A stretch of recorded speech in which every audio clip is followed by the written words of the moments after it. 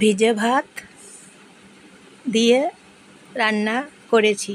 পনির দিয়েছি, এই যে দেখুন পনির, ভিজে ভাত, বাদাম, কাজু, কিশমিশ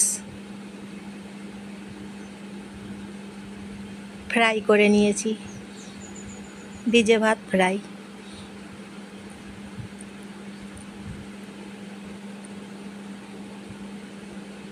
খেতে অসাধারণ। তাহলে চলুন দেখে নেওয়া যাক কিভাবে বানিয়েছি। ভিজে ভাত ভালো করে পরিষ্কার করে ধুয়ে নিয়েছি। তারপর কাজু বাদাম, কিশমিশ, বাদাম, কাঁচা লঙ্কা চিড়ে নিয়েছি।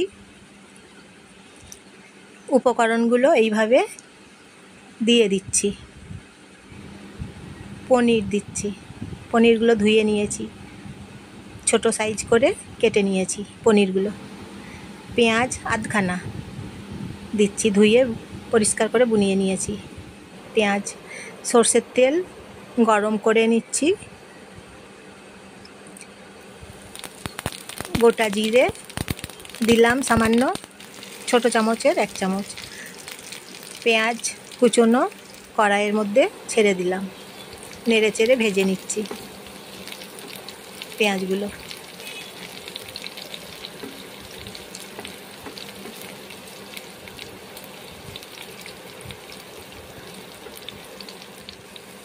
পনিরগুলো কড়াইয়ে ছেড়ে দিলাম, পনিরগুলো ভেজে নিচ্ছি। এইভাবে ভেজে নিতে হবে পনিরগুলো, নেড়ে চেড়ে।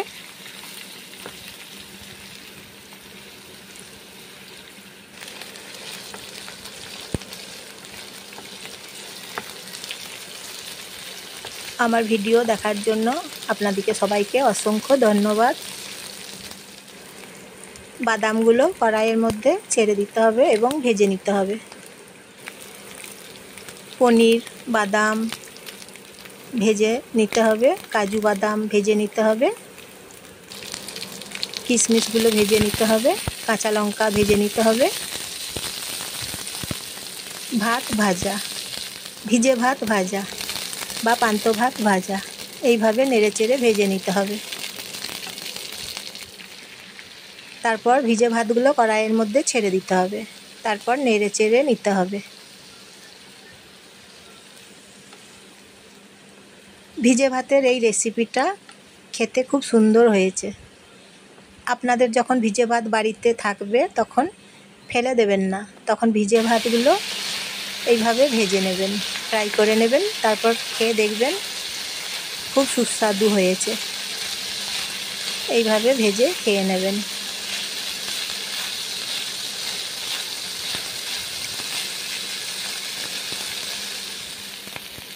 নুন দিচ্ছি, নুন দিতে হবে স্বাদ মতন। আর মশলা সামান্য গুঁড়ো মশলা, পোলাও মশলা দিয়ে দিতে হবে। আর 1 চামচ গাওয়া ঘি দিয়ে দিতে হবে। কমেন্ট করে জানাবেন কেমন হয়েছে। নেড়ে চেড়ে নিতে হবে, ভেজে নিতে হবে এরকম করে। সাবস্ক্রাইব করবেন, লাইক করবেন, শেয়ার করবেন, আত্মীয় স্বজনকে শেয়ার করবেন। এইভাবে ভেজে নিতে হবে ভিজে ভাতগুলোকে। খুব সুন্দর। তাহলে কমেন্ট করে জানাবেন কেমন হয়েছে, বলবেন। আর ভালো থাকবেন, সুস্থ থাকবেন। নতুন রান্না নিয়ে আবার আসবো।